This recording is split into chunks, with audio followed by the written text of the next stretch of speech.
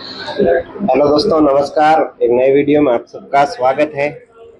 दोस्तों, ये वीडियो विशेषकर उन मेरे साथियों के लिए है जो अभी नई ज्वाइनिंग का इंतजार कर रहे हैं। उनके फाइनली आज ऑफिस के द्वारा व्हाट्सएप ग्रुप क्रिएट किया गया और व्हाट्सएप ग्रुप के अंदर आपके जो नंबर है वो उसको व्हाट्सएप ग्रुप के अंदर जोड़ा गया है और उनके जितने भी डॉक्यूमेंट जो बनाने थे वो डॉक्यूमेंट भी आप देख सकते हो भेज दिए गए थे। और डॉक्यूमेंट कैसे क्या बनाने हैं तो उससे रिलेटेड मेरे पास बहुत सारे कमेंट और व्हाट्सएप मैसेज वगैरह आए थे। तो फाइनली मैंने सभी को रिप्लाई न करते हुए ये मैं एक वीडियो क्रिएट कर रहा हूँ। तो आप इस वीडियो को बहुत ध्यान से देखिए और मैं बताऊंगा कैसे क्या आपको फॉर्म फिलअप करना है और फॉर्म फिलअप में कौन सी गलती नहीं करनी है और कौन कौन से डॉक्यूमेंट लगेंगे।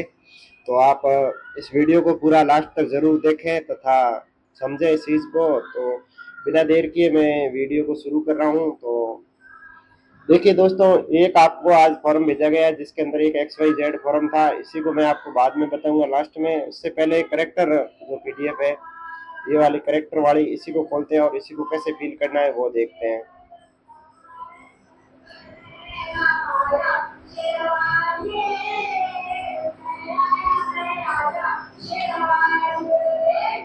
आप देख सकते हो ये करेक्टर सर्टिफिकेट है। तो आपके जो फॉर्म है उसके अंदर दो प्रकार के करेक्टर सर्टिफिकेट है। तो एक पे करेक्टर सर्टिफिकेट पे कोई नाम नहीं लिख रखा है तथा एक करेक्टर सर्टिफिकेट है जिसपे ऊपर नाम लिख रखा है। तो बिना नाम वाला करेक्टर सर्टिफिकेट है जिसको मतलब एक तो अनेक्सर बी लिख रखा है, एक पे कोई मतलब वो नहीं लिख रखा है। तो यह करेक्टर सर्टिफिकेट है वो सिंपल वाला जिसपे अनेक्सर बी वगैरह कुछ भी नहीं लिख रखा है।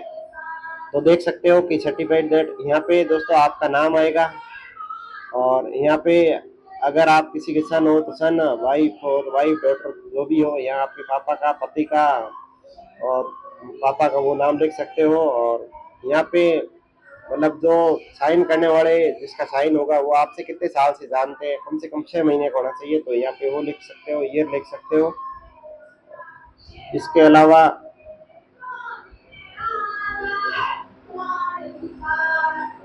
और यहाँ पे उनका आप खुद का नाम आएगा जिस नाम से आपका सिलेक्शन हुआ, ज्वाइनिंग होने वाली, उनका नाम is not related to me ये।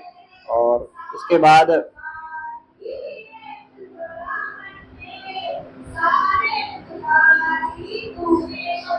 बाद यहाँ पे सॉरी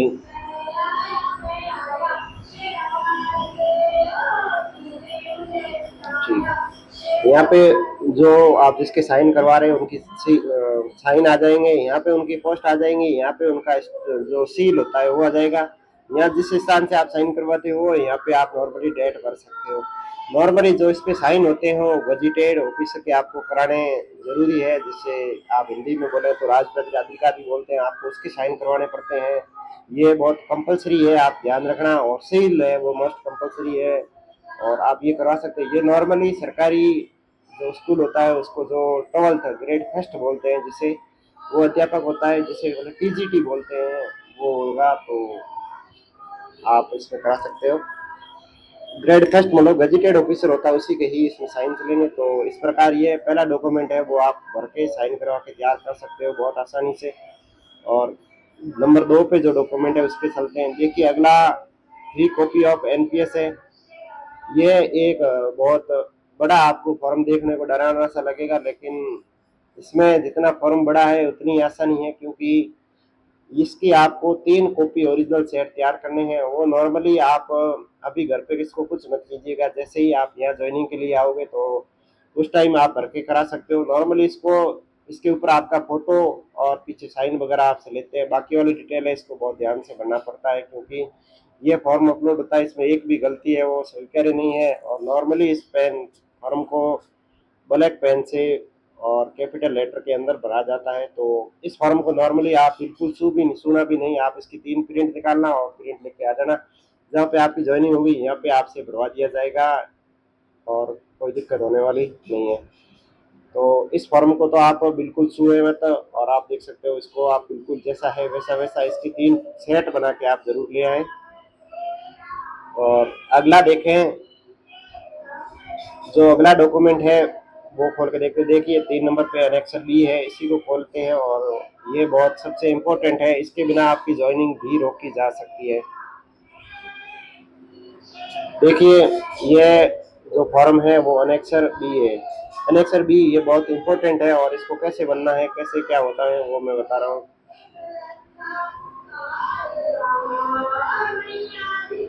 देखिए अनेक्सर बी, देखिए अनेक्सर बी में ये करेक्टर सर्टिफिकेट है और certificate that I have now, यहाँ पे आपका नाम आ जाएगा। जैसे आपका नाम मोहित है तो यहाँ पे ये मोहित आ गया। और आप किसी के बेटे हो तो उनका नाम जैसे पंकज शर्मा है तो यहाँ पे नाम पंकज शर्मा आ गया। आप कितने साल से जो साइन करने वाली जो ग्रेड फर्स्ट लेक्चरर है या गजेटेड ऑफिसर है वो आपको कितने सालों से जानते हैं, तो मान लो वो आपको 5 साल से जानते हैं तो 5 साल 6 महीने 5 साल 6 महीने से जानते हैं। ये इतना बढ़ने के बाद, सॉरी, इतना बढ़ने के बाद आप नीचे बढ़ोगे तो वही चीज आएगी कि यहाँ पे आपका नाम आ जाएगा। जैसे आपका नाम मोहित था तो यहाँ पे आपका नाम आ जाएगा मोहित, यहाँ पे मोहित नाम आ गया, सॉरी मोहित आ गया।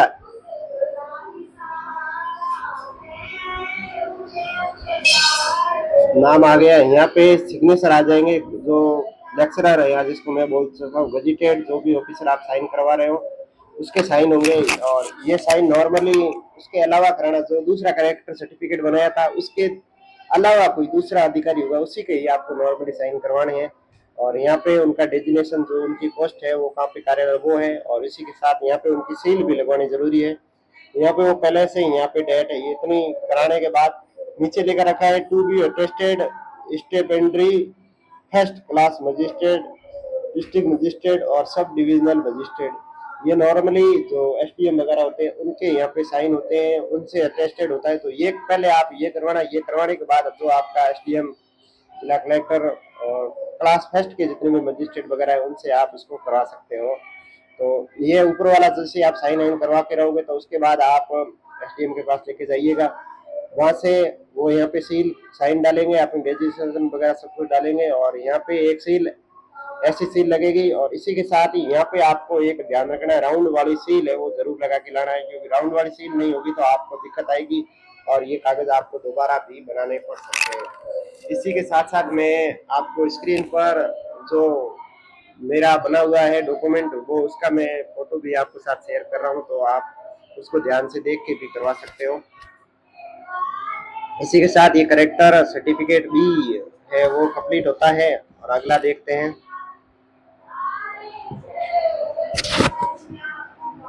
इसके बाद अगला डॉक्यूमेंट है जो एफिडेविट है। देखिए एफिडेविट कैसे क्या बनाना है, तो एफिडेविट को देखते हैं खोल के।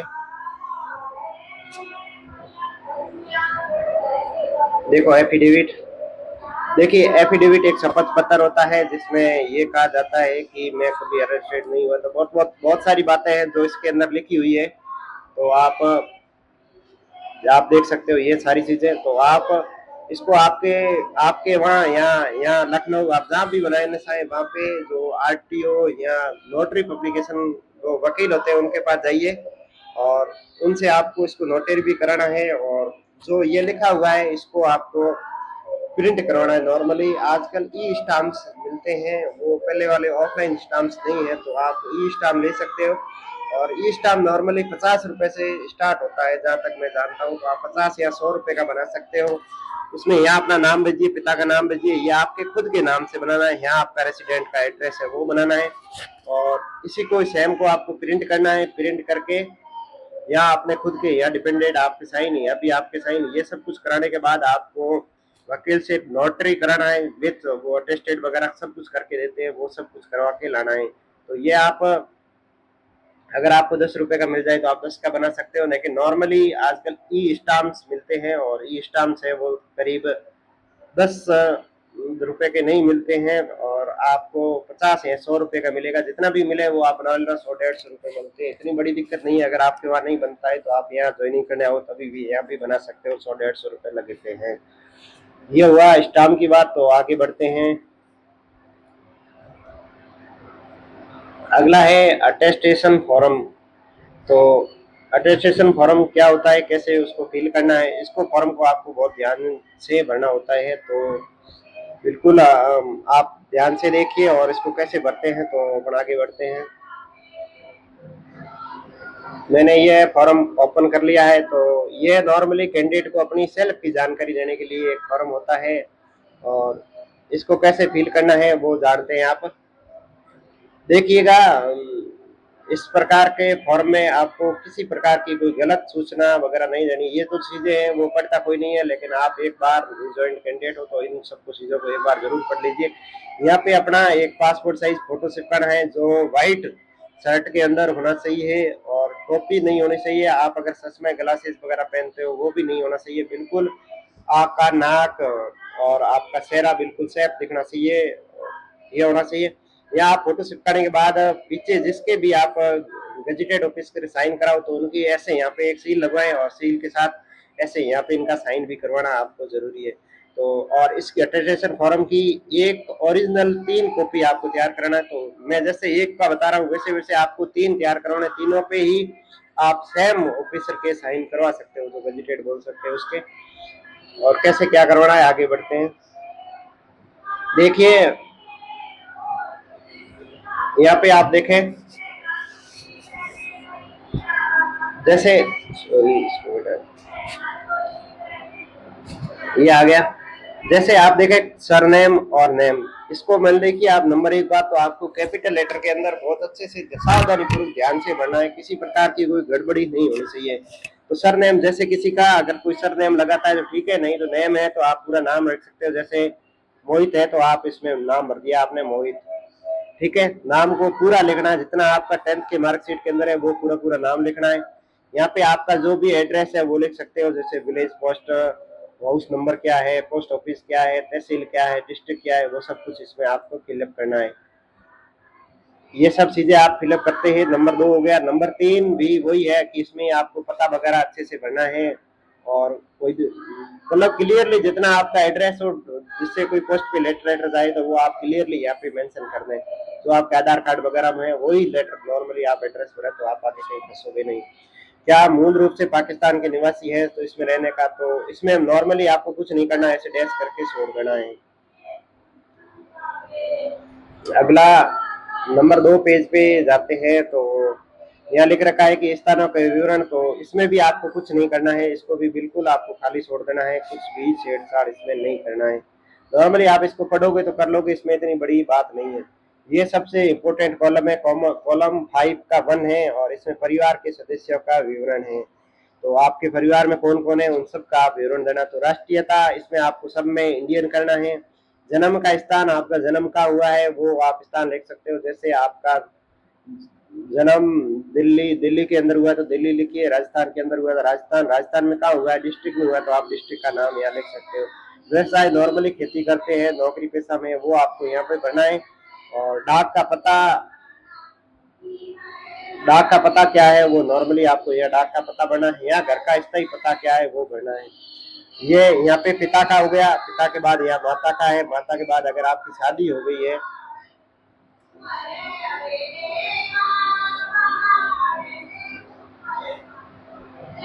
सॉरी दोस्तों,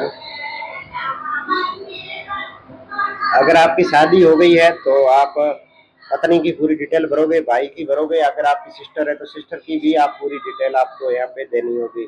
अब आप ये नहीं कहोगे कि मेरे आधार कार्ड सॉरी राशन कार्ड वगैरह में नाम ऐड नहीं है, कैसे क्या अलग करा रखा है, तो वैसी कोई दिक्कत नहीं है। आपके जितने भी फैमिली मेंबर में जितने हो उन सबका आप यहाँ पे डिटेल दे सकते हो। इसके बाद बिना देर के अगले पेज पे पढ़ते हैं। इसमें है कि विदेश में पढ़ रहे पिता पुत्र पुत्रियों की संख्या, अगर ऐसा विदेश में अगर आपके बच्चे पढ़ रहे हो तो आप इसमें भर सकते हो, नहीं तो इसको खाली छोड़ सकते हो। अगला ये बहुत इंपॉर्टेंट है, पॉइंट नंबर 6 के अंदर है। 6 में आपको यहाँ पे राष्ट्रीयता भरनी है, तो नॉर्मली यहाँ पे आपको लिखना है इंडियन लिखना है। जन्म की आपकी जन्म की डेट ऑफ बर्थ क्या है वो 10th की मार्कशीट के अंदर वो भरना है। और वर्तमान आयु कितनी है 10th ऑफ बर्थ से आप एवरेज लगभग ऑलमोस्ट जितनी आपकी 27 28 25 24 22 जितनी एज है उतनी आप भर सकते हो। और मैट्रिक के समय आयु कितनी थी, आप जब 10th पास किए थे तब आपकी आयु कितनी थी, नॉर्मली 10 12 साल 13 साल जितनी भी आपकी मार्कशीट के अकॉर्डिंग बनती है आप उतनी भर सकते हैं, इसमें कोई इशू नहीं है कम ज्यादा का।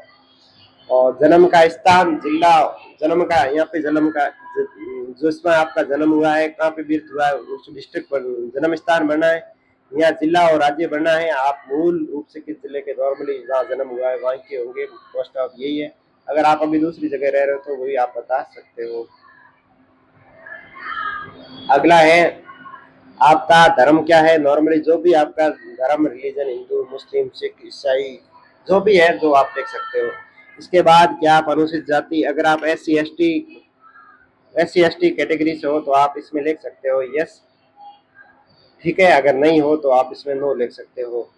और इसके बाद 10 नंबर कॉलम है, ये बहुत इंपॉर्टेंट कॉलम है। इसको आपको बड़े ध्यान से भरना होगा क्योंकि इसमें अक्सर लोग गड़बड़ियां कर देते हैं और बाद में बड़ी दिक्कतें होती है। तो यहाँ पे आपको डिटेल देनी है। नंबर 1, स्कूल कॉलेज का नाम, प्रवेश की तिथि, छोड़ने की तिथि, उत्तीर्ण। देखिए नॉर्मली यहाँ पे 4 कॉलम है, 1, 2, 3, 4। तो पहले कॉलम के अंदर आप जिस स्कूल से आपने वो की है, 12th पास की है, वो आप यहाँ लिख सकते हो। यहाँ प्रवेश की तिथि लिख सकते हो। या प्रवेश की तिथि मतलब जिस स्कूल में आप पढ़ रहे हो, एक स्कूल में पढ़े हो तो प्रवेश की तिथि कुछ भी अगर आपको आदत लिख सकते हो, नहीं तो खाली छोड़ सकते हो। आपने किस टाइम लास्ट बार ही उत्तीर्ण करके स्कूल को छोड़ दिया, वो डेट। और उत्तीर्ण परीक्षा कौन सी थी, अगर आपने 10th कर रहे हो तो 10th लिख सकते हो, अगर 12th कर रहे हो तो 12th आप लिख सकते हो। इसके बाद नंबर 2 में नॉर्मली आपने अगर ग्रेजुएशन किया है तो वो लिख सकते हो। और इसकी तारीख वगैरह ये आपको सब पता रहती है, जो आप नॉर्मली जो क्लास सर्टिफिकेट वगैरह होता है उन पे रहती है। तो यहाँ पे आप क्लास लिख सकते हो। अगर ITI वगैरह की है तो वो आप यहाँ डाल सकते हो। अगर आपने PG की है वो भी डाल सकते हो। अगर बीएड वगैरह कर रखा है तो वो भी आप यहाँ डिटेल डाल सकते हो। यहाँ इंस्टीट्यूट कॉलेज का नाम होगा, यहाँ प्रवेश की तिथि, यहाँ छोड़ने की तिथि आएगी, यहाँ पे क्लास कौन सी है, 10th हो गई, 12th हो गई, ITI हो गई। यहाँ आपने BA किया तो BA लिख सकते हो, BSc किया तो BSc लिख सकते हो, BCom किया तो BCom लिख सकते हो। इसके बाद अगर MCom वगैरह है तो उसका भी आप कॉलम ऐड कर सकते हो। यह इतनी बात हुई। इसके बाद आगे बढ़ते हैं। अगला है 11 नंबर पॉइंट है। इसमें आपको नॉर्मली कुछ नहीं करना है, आप इसको खाली छोड़ना है। आप बिना पढ़े इसको छोड़ सकते हो, कोई कुछ नहीं करना है। और 11 नंबर है, इसको भी आपको खाली छोड़ना है। और 12 नंबर है, ये बहुत इंपॉर्टेंट है, इसको आपको ध्यान से पढ़ना है और ध्यान से करना है। इसमें आपको कुछ भी गड़बड़ दी गई तो आप पुलिस वेरिफिकेशन कराओगे तभी आपको दिक्कत आएगी, और आपका पुलिस वेरिफिकेशन नहीं होगा और बाद में आप पे कुछ भी कार्रवाई की जा सकती है। तो इसको आप ध्यान से और सच सच बताना है। क्या आप अभी कभी गिरफ्तार हुए? अगर आप गिरफ्तार हुए हैं तो आपको यस बताना है, अगर नहीं हुए तो आप नो बता सकते हो। क्या आप पे कभी मुकदमा चला है? अगर चला है तो यस करना है, नहीं चला है तो नो करना है। कभी आप नजरबंद रखे गए हो? अगर नजरबंद कभी रहे हो 24 घंटे तक आपको यस बताना है, अगर नहीं रहे हो तो नो बताना है। और क्या आप कभी बंदी बनाए गए हो तो यस, नहीं बनाए गए नो। अगला अगला है, क्या आप पर किसी विधि निवाले द्वारा जुर्माना किया है? अगर किया है तो यस, नहीं किया है तो नहीं। दोषी ठहराए गए हो, यस नो, जो भी है आपको पता होना चाहिए। और विश्वविद्यालय शैक्षणिक संस्थान द्वारा कभी नकल करते हुए पकड़े गए हो तो यस, अन्यथा नो। नॉर्मली जो पढ़ने वाले स्टूडेंट होते हैं और उन सब के लिए इसमें सब में नो नो आएगा, तो आप बेझिझक नो नो कर दीजिएगा। अगर किसी को कोई दिक्कत है तो आप सच सच बता के इसको कर सकते हो। अगर कोई पुलिस वुलिस में केस चल रहा है तो आप उसको तुड़वा के इसमें यस बना सकते हो। अगला अगले पेज में देखें तो अगला है, क्या कभी लोक सेवा आयोग जो मतलब UPSC वगैरह एग्जाम के अंदर आपको बैठाया गया है तो आप रोका गया है तो यस कीजिए, नहीं रोका गया तो नो कीजिए। और न्यायालय के विरुद्ध अभी कोई आपका अगर मुकदमा चल रहा है तो आप यस कीजिए, नहीं तो आप नो कर सकते हो। और विश्वविद्यालय किसी शैक्षणिक संस्था के विरुद्ध कोई मामला, अगर आपका कोई मतलब कोई कॉलेज वॉलेज के साथ कोई मामला चल रहा है तो आप यस कीजिए, नहीं तो आप नो कर सकते हो। नॉर्मली इसमें नो करते हैं। अगला, क्या सरकार के अधीन किसी प्रतिष्ठान या कार्य मुक्त निष्कासन में अथवा अथवा नहीं, तो इसमें आप नो कर सकते हो। मतलब अगर कर रखे हो, निष्कासित कर रखे हो, आपको डिस्चार्ज कर रखा है तो आप यस कर सकते हो, नहीं किया है तो आप नो कर सकते हो। अगला पॉइंट है, इसमें नॉर्मली कारावास मुक्त में क्या बौरा दे, ये अगर ऊपर वाले अगर के अंदर आपने यस किया है तो ही आपको देना है। नॉर्मली इसको आप खाली छोड़ सकते हो, इसको आप खाली छोड़ दीजिए। और ऊपर दी गई चेतावनी वगैरह ये आप बहुत अच्छे से आपने देख लिया है। नॉर्मली इन सब में आपको नो नो ही करना है, आप ये समझ सकते हो। इसके बाद अगला 13 नंबर एक इम्पोर्टेंट पॉइंट है, इसमें आपके जानकार आपके फैमिली के नहीं हो, उनके 2 व्यक्तियों के आपको नाम और एड्रेस और उनका मोबाइल नंबर आपको यहाँ पे देना होता है। और ये सब कुछ हो गया। इसके बाद यहाँ पे आप अपने खुद के साइन करने हैं। और यहाँ पे स्थान आप हो सकता है अभी छोड़ दीजिएगा। और यहाँ पे डेट डालनी है, नॉर्मली आपकी जिस दिन ज्वाइनिंग हो तभी डालना है, अब कोई डेट आप मत डालना। डेट जितने भी डेट की जगह है वो आप बाद में डाल सकते हो, अगर कोई गजिटेड से साइन करवा रहे हो तो वो अपने आप साइन डाल देंगे, उनका कोई दिक्कत नहीं है। बाकी आपके कहीं पर भी साइन हो तो आप अभी कोई डेट मत डालें। अगला है पहचान पत्र आइडेंटिटी सर्टिफिकेट। ये आइडेंटिटी सर्टिफिकेट नॉर्मली जो पीछे मैंने बताया था अटेस्टेशन फॉर्म के स्टार्टिंग में, फोटो पे जिनके साइन थे उन्हीं के ही आपको साइन करवाने हैं। और उनमें किन किन के साइन चल सकते हैं तो आप ये पढ़ सकते हो, ये इतने लोगों के आप साइन करवाओगे तब तक चल सकता है। इसमें अगर स्कूल कॉलेज की बात करें तो जहाँ तक नॉर्मली है, अगर सरकारी स्कूल का जो प्रधान अध्यापक या प्रधानाचार्य होगा उसी के ही चलेंगे। प्राइवेट कॉलेज के आप नॉर्मली मत कराएं, क्योंकि आजकल प्राइवेट कॉलेजों का बहुत ज़्यादा वो फर्जी सिस्टम है, तो वो आपको नहीं चलेंगे, बाकी सब कुछ आपका चलेगा। और जिसमें जितने भी नाम है उनसे आप किसी से भी करा सकते हो, नॉर्मली गजेटेड ऑफिसर, डॉक्टर हो गया, ग्रेड फर्स्ट टीचर वगैरह है, इनसे आप करवा सकते हो। इसमें देखिए, इसमें वही चीजें हैं जो मैंने आपको पहले बताई थी, वही आपको भरना है, बाकी कुछ नई जानकारी नहीं है इसमें। फिर भी एक बार और देख लेते हैं। प्रमाणित किया जाता है, यहाँ पे आपका नाम जैसे मोहित कुमार हो गया, मोहित कुमार पुत्र, यहाँ पिताजी का नाम जैसे पंकज शर्मा था, पंकज शर्मा कर दिया। पिछले 10 साल 6 महीने से जानता हूँ, अरे इसमें कितना ही हो, 6 महीने का होगा तब तो चलेगा। यहाँ पे वही सेम डिटेल भरना है। डिटेल भरने के बाद जैसे ही आप इसमें नीचे बढ़ोगे तो इसमें 2-3 चीज आपको देखने को मिलेगी। सॉरी, देखो यहाँ पे जिसके आप वेजिटेट करवा रहे हो उनके यहाँ पे साइन हो जाएंगे। साइन के बाद यहाँ पे उनकी पोस्ट क्या है और पोस्ट के साथ सील क्या है, उनका पता क्या है, वो सब कुछ आ जाएगा। यहाँ पे कार्यालय की आप सील उनसे लगवा देना, जैसे भी गोडाउन हो या कैसी भी सील हो वो लगा सकते हैं। यहाँ पे वो आपकी डेट लगा देंगे। इतना करने के बाद आपका जो अटेस्टेशन फॉर्म है वो बिल्कुल पूरा कम्प्लीटली तैयार हो चुका है। तो आपको इसकी सेम सेम की ओरिजिनल आपको 3 कॉपी तैयार करवानी है। तो देखिए, बहुत सारे लोग क्या करते हैं कि एक कॉपी तैयार करवाने के बाद ऐसे सोचते हैं कि एक कॉपी तैयार करवा दी है, इसकी 3 फोटो कॉपी करवानी है, लेकिन दोस्तों ऐसा नहीं है। मैं यहाँ लिख देता हूँ, आपको तीनों ओरिजिनल कॉपी तैयार करवानी है और ओरिजिनल ही आपके जमा होती है। तो आपको बिल्कुल ध्यान से आपको काम करना है और तीनों कॉपी आपके ओरिजिनल होनी चाहिए, क्योंकि तीनों कॉपी ही ओरिजिनल मांगते हैं। इसकी और एनपीएस की तीनों कॉपी आपको ओरिजिनल चाहिएगी। अगला डॉक्यूमेंट देखते हैं, अगला क्या क्या डॉक्यूमेंट रह गया है। देखिए, अटेस्टेशन फॉर्म हो गया है, एफिडेविट भी हो गया, करेक्टर सर्टिफिकेट हो गया, 3 कॉपी हो गया, और ये हो गया। ये XYZ एक फॉर्म रह गया, इसको भी कर ही लेते हैं फाइनली। देखिए, ये एक अनुबंध एक्स है, इसमें आपको ज्यादा कुछ नहीं सोचना है, ये आप खुद के नाम से है तो यहाँ पे आपके साइन हो जाएंगे। डेट स्थान ये नॉर्मली आप यहाँ ज्वाइनिंग करने के लिए आओगे तभी आपको करना है। इसमें ये अभी आपके पास PF नंबर वगैरह कुछ है नहीं तो इसको आप खाली छोड़ सकते हो। और ये इस पे आपके साइन करवाने हैं। नॉर्मली ये कुछ भी नहीं है, नॉर्मली इसमें कुछ नहीं करना है, इसको आप ज़्यादा मत सोचें, इसको आप छोड़ सकते हो, इसको बाद में कर सकते हो, क्योंकि इस पे किसी के साइन होने वाले नहीं, आपके खुद के हैं तो ये तो आप कभी भी कर सकते हो, तो इसको आप छोड़ सकते हो। अब देखिएगा, मैं कुछ चीज़ें ऐसी बता रहा हूँ जो मैंने यहाँ पे नोट की है, तो मैं आपको मोबाइल की जो सॉरी कुछ बाकी अगर रह गया है तो मैं आपको वो बता देता हूँ। उसके बाद इस वीडियो को यहीं ख़त्म करते हैं। देखिए, करेक्टर सर्टिफिकेट मैंने आपको बता दिया, एक गजिटेड से बनेगा। करेक्टर सर्टिफिकेट भी है, वो एक गजिटेड और एक SDM के साइन होंगे, राउंड मोहर लगवाना है। एफिडेविट मैंने आपको बता दिया, अटेस्टेशन फॉर्म की 3 कॉपी आपको ओरिजिनल बनवाना है और फोटो वेरिफिकेशन करवाना है, जिससे फोटो वेरिफिकेशन कराओ उनसे ही आइडेंटिटी सर्टिफिकेट बनवाना है। और एनपीएस की 3 कॉपी है, मैंने कहा अभी खाली छोड़ सकते हो, इसको आपको बाद में करना है। और आपको जितने भी आपके एजुकेशनल डॉक्यूमेंट है, आधार कार्ड हो गया, पैन कार्ड हो गया, बैंक पासबुक हो गया और ओरिजिनल चेक बुक हो गया, और जितने भी डॉक्यूमेंट है और इन सब के आपको कम से कम 10-10 आप फोटोकॉपी एक साथ करवा के ले आइए, क्योंकि फोटोकॉपी आए आपकी जरूरत पड़ेगी, या कोई पास में दुकान नहीं है तो आपको बाद में अच्छी प्रॉब्लम होगी। तो इससे अच्छा है कि आप एक बार पूरे जितने डॉक्यूमेंट है उनकी 10-10 फोटोकॉपी करवा लें। इसके बाद मैंने आपको इस पे आप उन्होंने फॉर्मेट नहीं दिया है कास्ट सर्टिफिकेट का, तो आप caste certificate SC ST OBC EWS जो भी है और आपका कास्ट सर्टिफिकेट सेंट्रल गवर्नमेंट का आप बनवा लें। और इसी के साथ साथ जो रेलवे का फॉर्मेट है मैं स्क्रीन पे आपको इसका दे दूंगा, तो वो भी आप एक बार तैयार करवा लें।